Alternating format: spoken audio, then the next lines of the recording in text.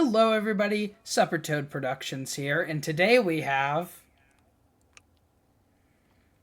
This is interesting Hello. because Cerulean Summer. Cerulean Summer. Cerulean Summer. we have 5 people this time, not counting me. So first question is, who are you for the viewers who don't know you? Well, I guess I'll go first. I'm Minnie, and my real name is Melissa Del Toro Schaffner, but I play Minnie in Cerulean Summer. And I'm Charlotte. My real name is Indi. But I play Charlotte in Cerulean Summer. and she's my daughter. I am Blake, and I star alongside these lovely people as Trace. And I am Sandra. My character's name is Sandra. I'm Chloe Elmore, and I play Trace's mother in the audio drama. And my name is Rich, and I am, for obvious reasons, playing the grandfather in Cerulean Summer. Hence the whiskers and the gray hair, and Keiko found the oldest guy online, and that was me, so I got the part by default.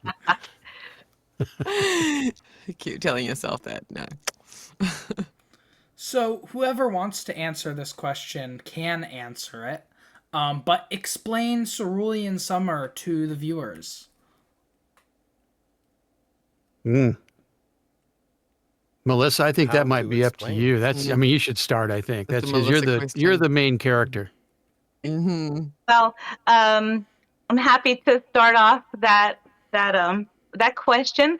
So Cerulean Summer is really a story about being in the moment, being present with the people around you, and just enjoying the day and making the most of the day.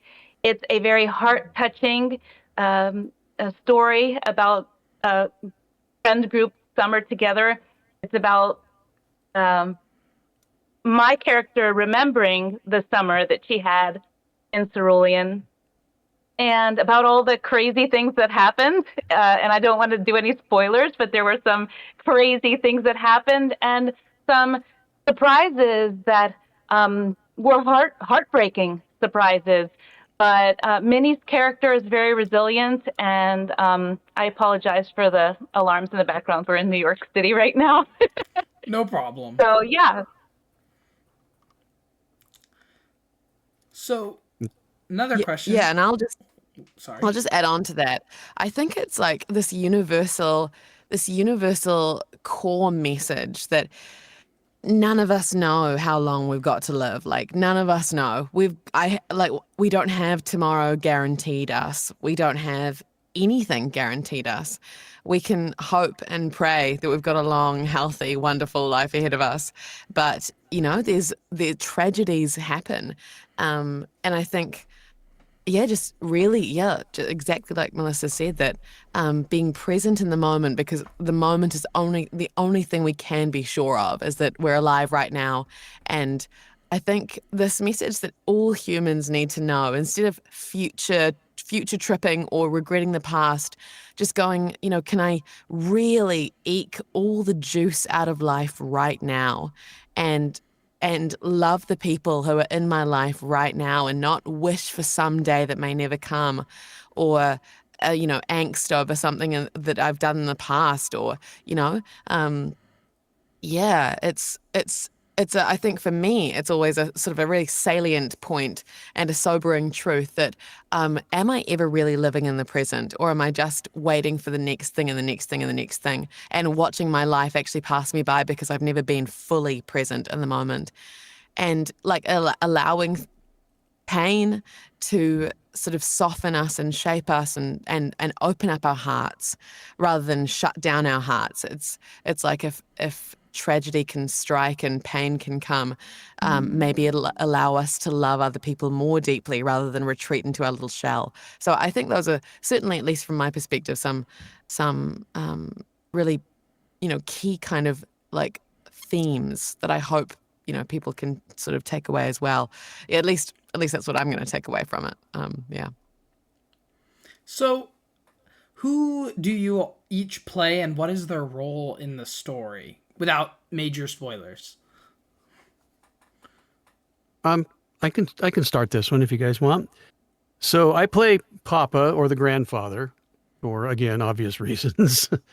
And I think my role, to touch on what Chloe was just talking about, is she's right. I mean, personally, I know that I have fewer years ahead of me now than I have behind me because I'm that age. And so I try to live today, to try and understand, have a more forgiving nature, a willingness to reach out more to family and friends. And Papa is kind of that same character in Cerulean Summer. He's like the patriarch of the story, very, very grounded, but with a great sense of humor, and still loves his wife and still flirts with her like they're 16. And again, I don't want to give any spoilers away either, but Papa is just kind of like the underlying foundation for the whole story. And I'll just leave my character at that. That's Papa.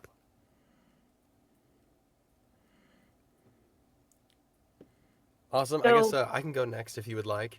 Yeah, please, Trace. Sure. So I play Trace, who is kind of your average, typical boy next door in this town, really, really beautiful town, who has this kind of hidden secret about him he doesn't like talking about,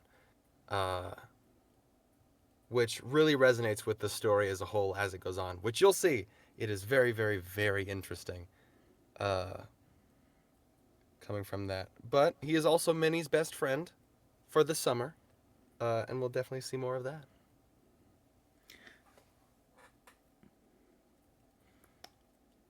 So I'll go next.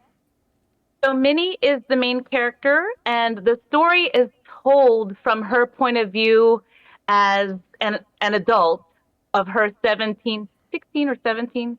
You remember? I think she's 16. It's around there. From her Yeah, teenage life. Yeah. The story's told from her adult perspective of of what she remembers that happened that summer. And her character really sort of is the gel between all of the characters because she has a meaningful relationship with each of the characters. And she is the driving force behind moving the story forward. So she's a main character in the sense that it's told from her point of view, but each character has their strong part to play, including my co-star here next to me, who has some amazing secrets that she's not going to tell you about herself. But your character, Charlotte, who is she in the show? My character Charlotte, What? I don't know how to describe it without She's a saying. protector of the town, right? Yeah, but that would be a spoiler. I don't know if it's spoiling to tell. She protects the town, but Yeah. we're not going to tell you how. Yeah, nothing that happens in the first episode is a spoiler. It's all fair game. She has a job along with a lot of other people, might I say, to protect their town and keep it safe from things. Yeah, things. That's the best I can do. And it's really cool. And Part of her role is depicted around some stuff that would be a spoiler, so yeah, she's smart, she's courageous, and she's a great friend. So we can tell you that. Mm-hmm. And the listeners are going to love her part in the last episode that we just recorded. She Yeah. was phenomenal. She was really Yeah, she was phenomenal. awesome. Absolutely. Chloe? And yeah, I play Sandra, like I said before, Trace's mother. She's actually based on a real person, the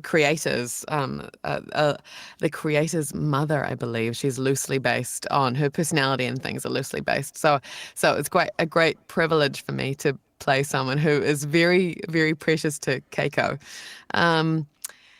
And yeah, Sandra used to be soft. She's a nurse. She used to be soft and caring and nurturing and very kind and sort of more floaty. But her husband passed away, and things have been very, very challenging for her. She's kind of grappled with, like just life has thrown lemons at her, and she's grappled with a lot of pain. And she's now had to harden her heart really to protect herself. She's put on several layers, and now she's a bit more of a mama bear with the, she can be a bit prickly sometimes, because she's just putting up defense mechanisms to protect her heart, because it's, and there's some things I can relate. I'm not a mother, and I've never had a husband pass away and all these things, but I do know what it's like to feel my heart like is just way too soft. And so I'm like, I will put lots of layers up and push people back and, be sort of very self-protective. So I really relate to her in that respect. But yeah, now that her husband's passed away, Trace is her whole world. She's just, she traces her whole world. She adores him. She would literally lay down her life in an instant for him. She would sort of sacrifice everything for him. Her strictness really comes out of just a fear, if she puts down like quite a lot of rules for Trace and things, it's just, she's so protective and so, wanting the best for him and scared of losing him. And she's such a great character. I love her so much. I haven't recorded the latest set that they've done, but I'm really looking forward to coming back and reprising more of my roles for Sandra. Yes. So, question that is off topic. First off topic question. What is everyone's favorite anime or cartoon show?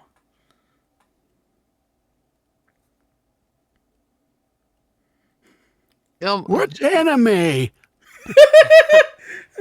So Indi says right now her most favorite is Comey Can't Communicate. It's on Netflix. Mm-hmm. My sister watches that, I think. It's so good. For me, Spirited Away is like, oh, that's another good one. Yeah, like Ponyo, all of Miyazaki's work. All of them. Keiko's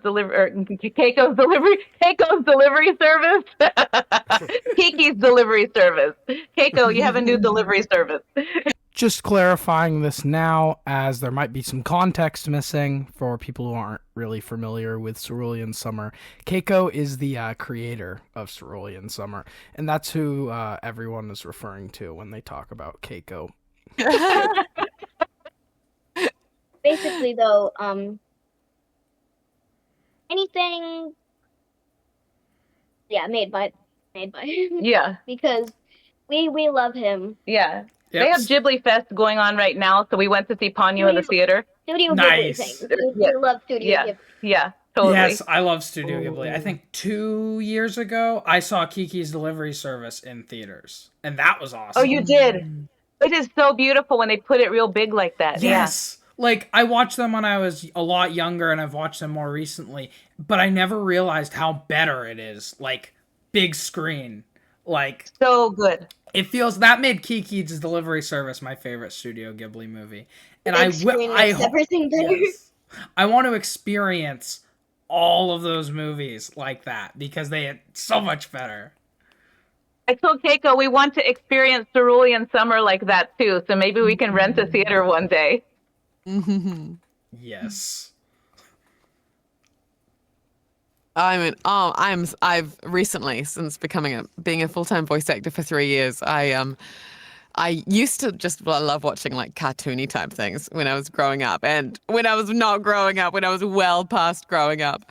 But then 2 years ago, so a friend got me onto anime, so I've been like binging so much anime, good and bad quality. And oh my gosh, I'm just such a sucker. Actually, you've caught me probably really emotionally burnt out because I've been crying for 3 days over this is just beautiful, tragic anime love story. I've just been weeping my eyes out. My poor parents, they don't know what to do with me.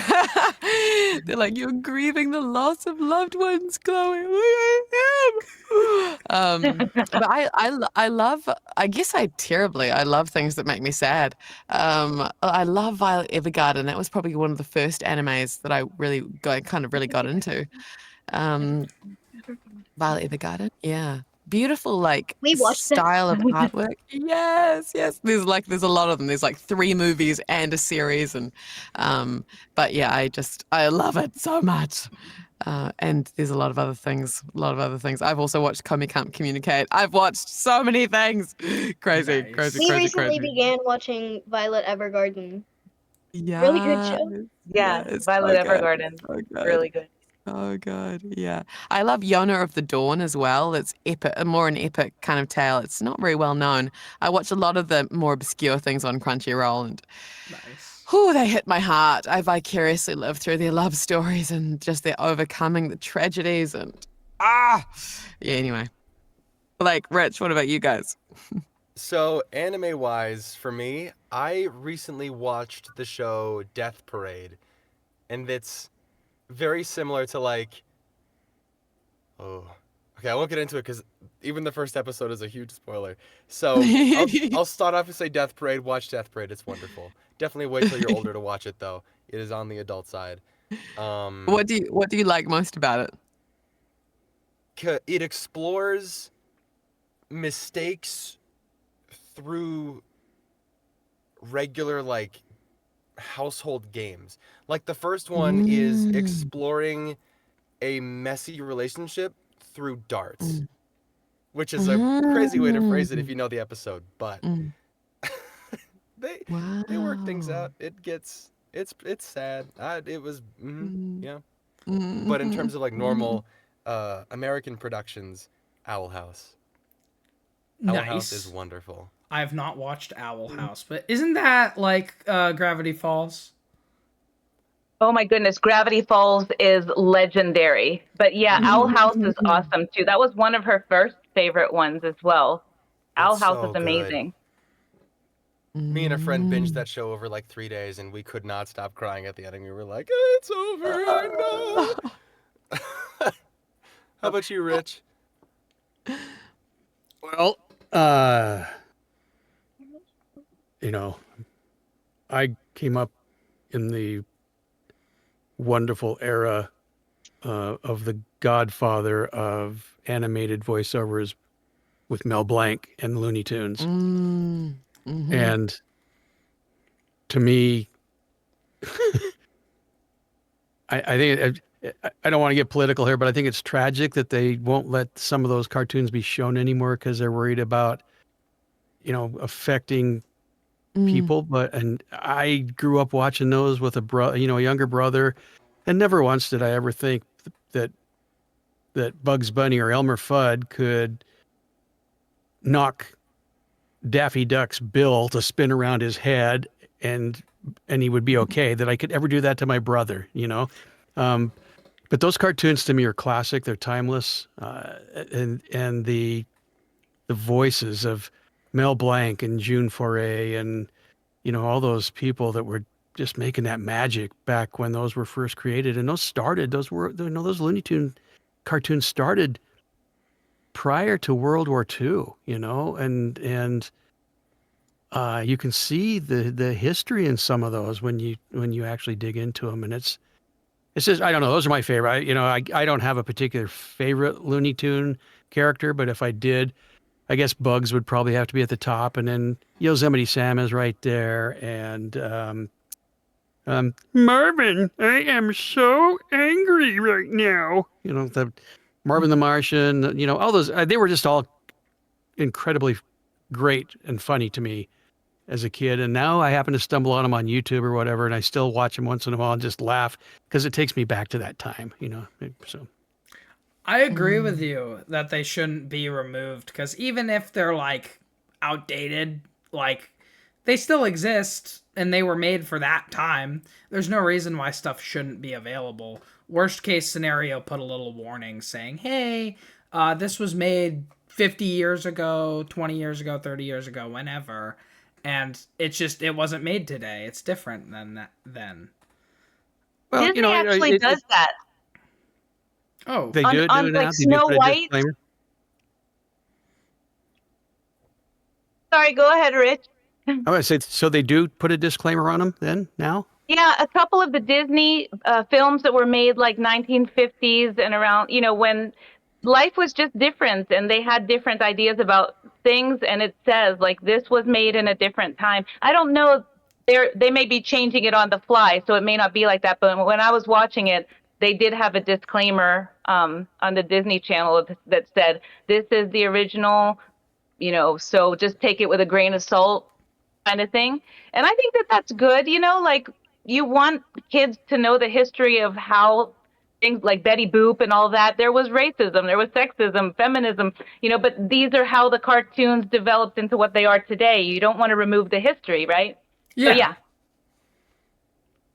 So, second question in the off-topic category that is very similar. What is everyone's favorite video game of all time?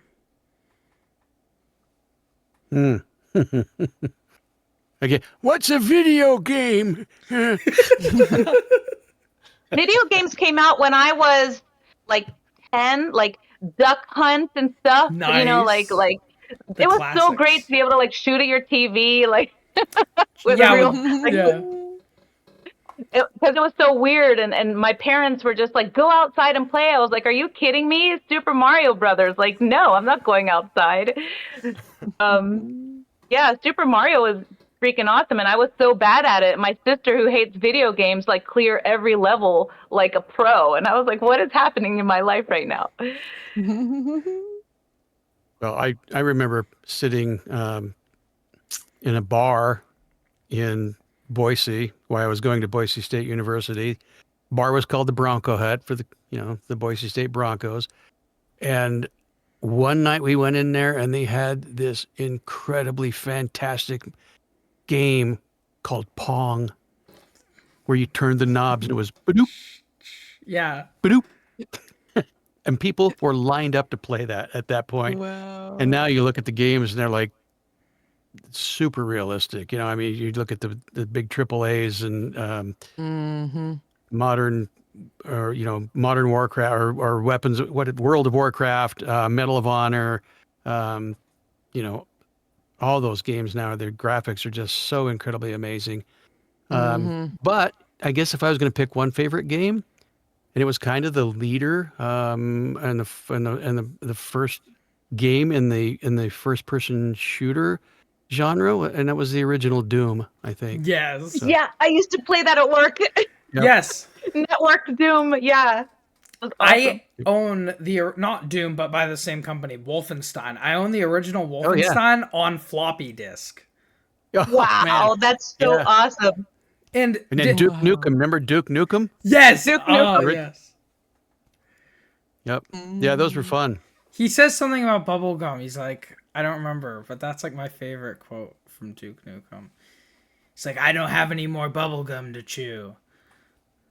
Well, they actually had two versions of Duke Nukem. You could play the safe version, or you could pay a little extra and get the not so safe Yeah. or work version, where the girls that were dancing in the bar they didn't have any more clothes. It was crazy back then. It was. Do you remember Leisure Suit Larry? Yes. Remember? It was like it was not for kids, and I was like a kid playing it like, this is so awesome. Yeah. I remember in Wolfenstein. Do you remember the room with all of after you ate the weird mushrooms, and then you had to you were trying to get through the room by stepping on the different pedestals, and if you stepped on the wrong one, you got super high and all hallucinated. It was crazy. Yeah. Yeah. Wolfenstein is so awesome. I like the newer Wolfensteins better than the newer Dooms. but I think the older Dooms are better than the newer Dooms. Indy Well, I can know tell one of you my every. No. Oh, Go- sorry. Oh. I was gonna say one of my favorite DOS-based games earlier as well was the original Descent. I don't know if you remember that, but Yes. flying that ship down through the mines and yeah, that was a lot of fun too. Not That's amazing. Good DOS, times. but I have something cool to show you that is similar. Uh-oh, he's gonna fly a Descent ship into the screen. I think he's gonna... Commodore 64 ah, in the original What? box. wow. Oh my gosh. That's the one that you can blow on the cartridge, right? No, that's the NES, the Nintendo Oh, Entertainment System. okay. The Commodore is like the first like home computer that was priced for like not super duper rich people. Like it was the first Right. accessible to the public computer. That's right. That's right. Did it have Oregon Trail on it? Yes. You've I died think of so. dysentery. Yeah. Wow. You wanna? Yes. Yeah. I don't actually play any other video games than Roblox half of the time, unless I find one like online that I like on Safari or something tells me about a video game. Most of the time it's in Roblox though. Like the one of the only video games that I play often is Roblox. The other ones that I have are just like cooking games. He loves to make pizzas virtually. Nice. No, in real life. Oh, in real life too. I like pizza. I like making pizza. Yeah, but my favorite video game is Roblox because it has a bunch of video games inside it, so you can basically play 5 games and only download one. Yeah. Mm-hmm. I don't remember my first video game. Gosh, it would have been we were too poor to own like Xboxes and PlayStations when they were coming out. But so everything I played was sort of just a computer game. But I class those as video games. And I can only really say that the first one that really marked me that I just never kind of got not got over, and it wasn't sad. It was there were some sad ones that I think I didn't get over. Holy moly, when I watched my really wealthy neighbors play Final Fantasy, I never got over them. Like I was just they marked me on a whole sort of psychological emotional level. But the one that I first think I played that just really felt like my sort of my virgin experience of a video game was Monkey Island. Escape from Monkey Island, I think it was the 4th version by that point. It wasn't the little pixelated ones where it was the early days. It was the first one with, maybe it's the second one with voice acting. A lot of the first 3, I think, did not have any voice acting. And I just remember like laughing hysterically, because the lead character, Guybrush Threepwood, was so like his voice actor, I can't remember his name now, but he is just one of the most gifted voice actors I've probably ever come across. His comedic timing, his ability to do so many different voices, was just like, I would think I was spellbound. And I think that's probably one of the areas subconsciously where I was like, I've got to do what this guy's doing. I've got to do what this guy's doing. To this day, 25 years on or something from that point, still we quote Guybrush Threepwood in our house every single day.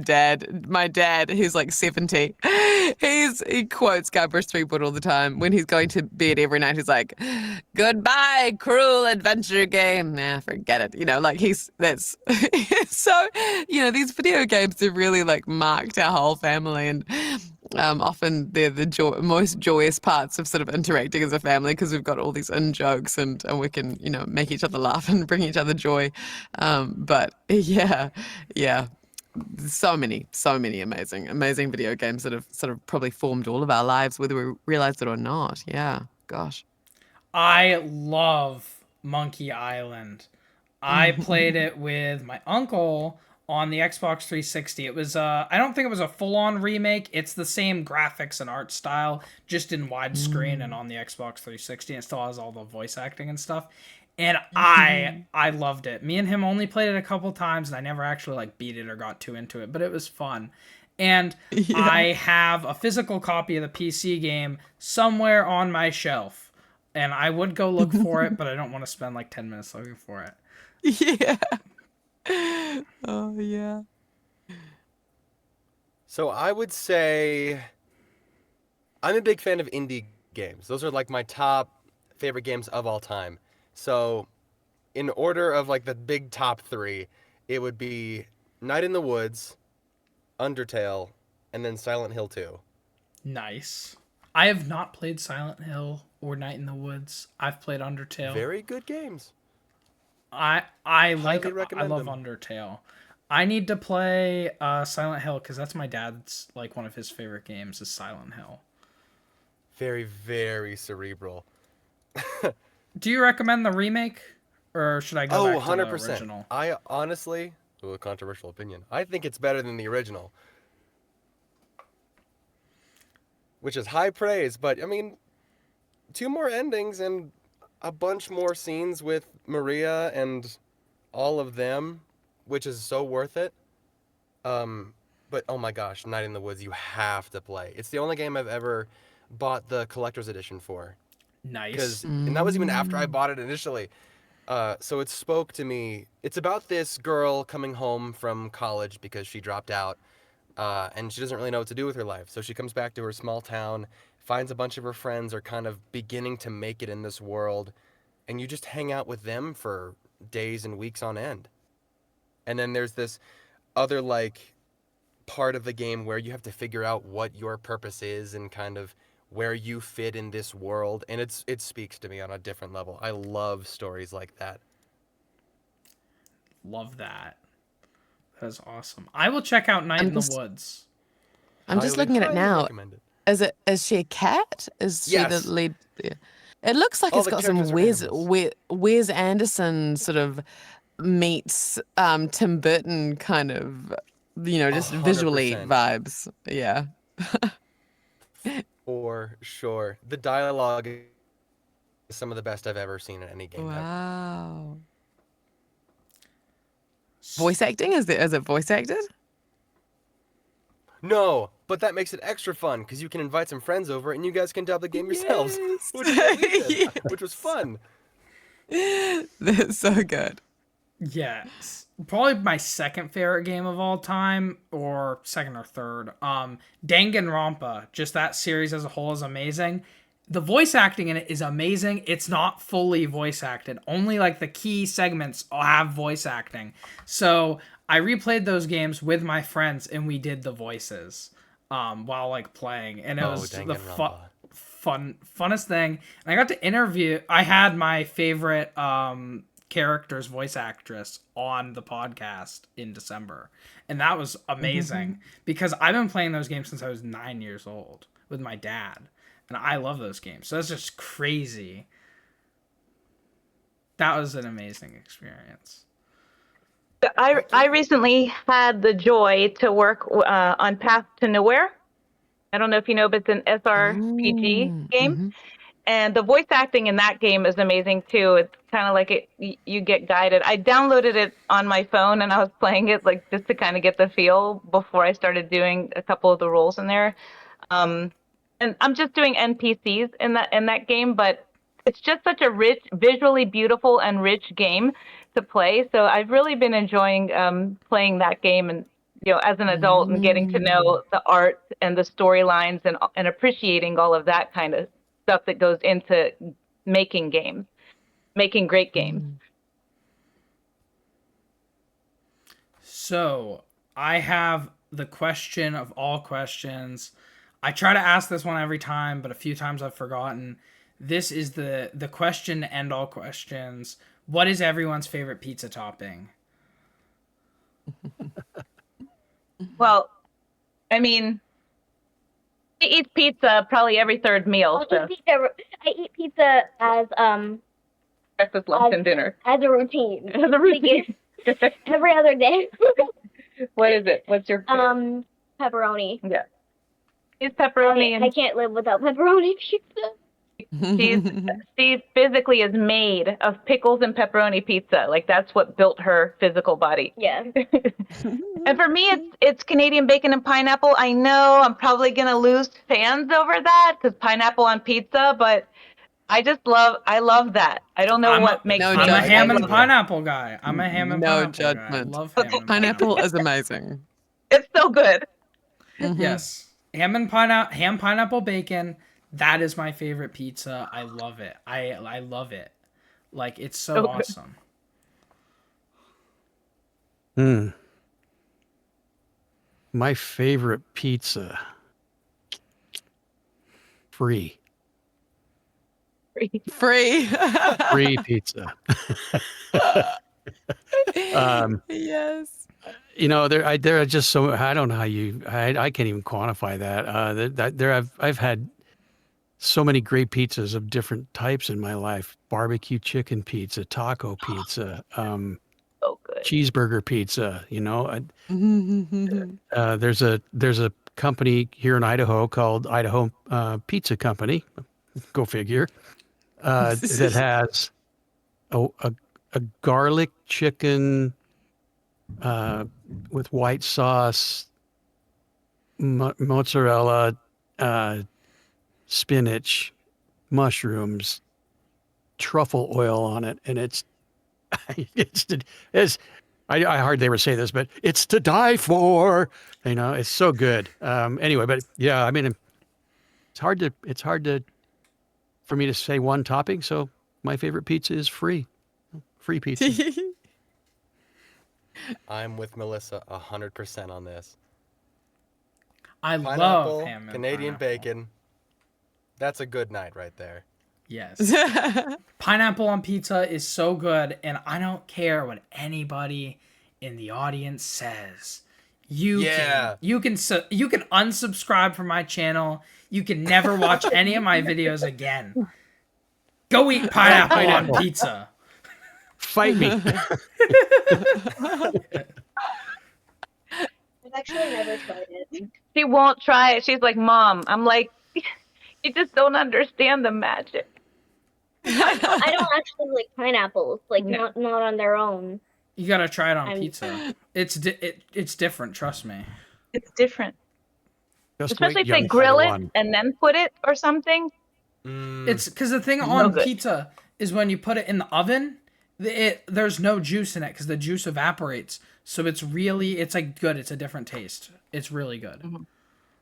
Like We'll see my in a wife and few I years. grill pineapple all the time. yeah. Maybe when I'm feeling brave. Feel brave soon.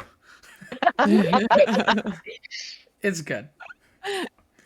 Your palate shall grow, young Padawan. I don't tend to try new foods much. I just stick with what I know I like. Yeah. It's pretty common. Pretty common.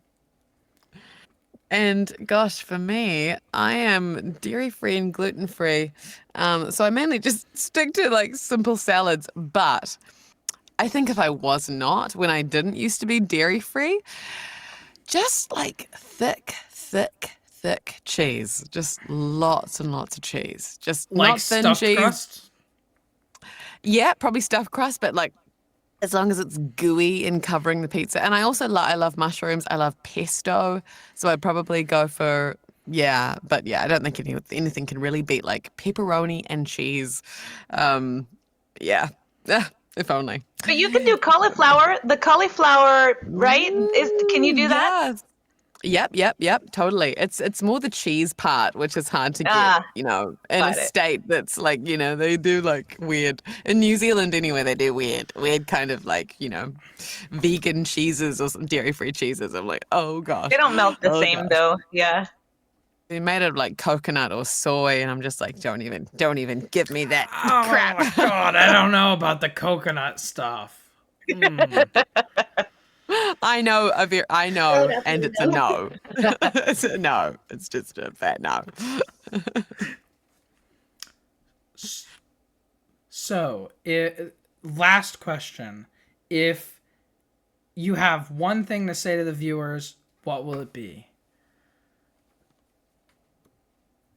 Watch Cerulean Summer. Cerulean Summer. Yes. I would say take care of your mental health. I think that Yeah. that's the most important thing because Mhm. right now there's a lot of crazy things happening in the world, but we create our own realities and our own futures no matter what's going on. So I would say the number one thing is to be your own best friend and to take care of your mental health. Yes. Amen. You know, Good I would point. probably say something, I'd say something similar to, I guess, what I was saying about Cerulean Summer. Like, I'd say, please be present in this precious, precious life that you've got because we don't know. We just don't know if we've got tomorrow, guaranteed us. And I would say, please, please, please don't like waste your life on hate. Even people who you think deserve it. I just think if you can love your enemies, please, please, please love your enemies because hating another person is taking poison yourself and expecting the other person to die. And it is a very sad, small way to live, hating anyone. So I'd say, please, like, find people that you love. And, even though we've all been, some of us might, vicariously live through anime and video games, it's really important. I need to tell myself all the time, Chloe, like, find real people and love on real people and do life with real people. And it's okay to be influenced by media, but, like, please, like, find real friends and interact with them flesh to flesh, voice to voice, spirit to spirit. And, skin to skin, like real contact in this sort of very virtual, amorphous world where we're chatting with people who may or may not even exist, and so it's like, I think finding real people and doing real, like old-fashioned relationships. And just like live and love. I know it sounds so cheesy, but really it's a cliche for a reason. Amen. Absolutely. I would say go outside and experience new things. Go on a hike Mm. on a mountain you've never been on before. Try a new trail on your next walk that you decide to do. Get a dog. Experience new things. Try out some new stuff. Take a vacation if you can. See where anything leads.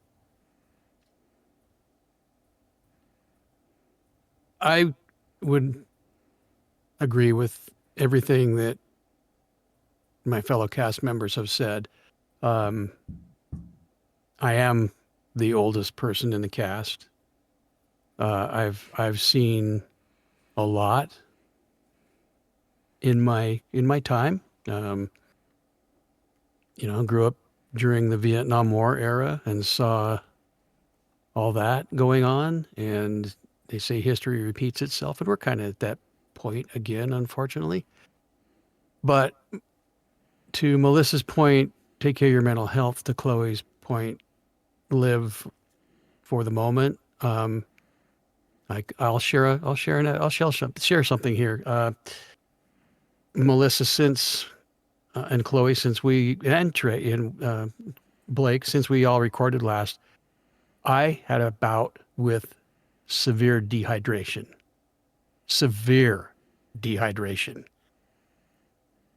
Totally ran my system off the rails. My blood pressure was all over the map. I developed a heart arrhythmia, and it snuck up on me. The dehydration snuck up on me so fast. I had no idea it was coming, and it was our anniversary, my wife and I's anniversary, and I had been out that morning helping somebody cut firewood. We got their truck loaded up. They headed back down the hill, and I came back to our house in the mountains. Jumped in the shower because it was our anniversary. Wanted to get cleaned up, be presentable so we have a nice evening, and almost passed out in our kitchen. And I was going, what is going on? And then my blood pressure was off the map, sky high, and then it was dropping out through the floor way low. So I spent our anniversary night in the emergency room, and then it hit me again the next day. And I was back in the emergency room that night. The second night they took an EKG, said you have a heart arrhythmia. They thought it was brought on by the dehydration, because I was so low on electrolytes. So they had me schedule an appointment with a cardiologist, and they took another EKG, and the cardiologist comes in and said, I think you've damaged your heart. And I was going, what? And I remember thinking, I'm 68 years old. I lost my father when he was 69 and to a heart attack. And I remember thinking, I may not make it to the age of my father, And so it was a huge wake-up call. I literally, in the last week, I had an echocardiogram, which is basically, a scan of the heart. And I got the call a week ago today. No, I'm sorry. The echocardiogram was a week ago today. I got the call this past Monday. The cardiologist said, good news, there's no damage to your heart. It's operating like it's supposed to. You are good. Just please stay hydrated. So to come full circle, you guys, take care of your mental health. Take care of your family. Take care of your friends. Love your family. Love your friends. Love yourself. Stay hydrated. You can never, I'll say it, I'll just put it out there point blank. As long as you're peeing, you're not drinking too much water, okay? If you can go pee, you're not drinking too much water.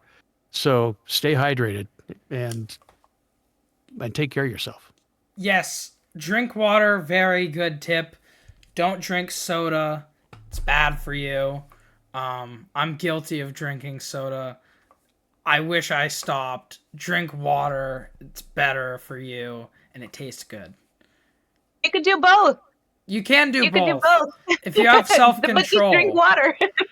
Yes, I have little self-control. Water is one of the few only drinks that I have actually have. The other one is anything blue raspberry flavored.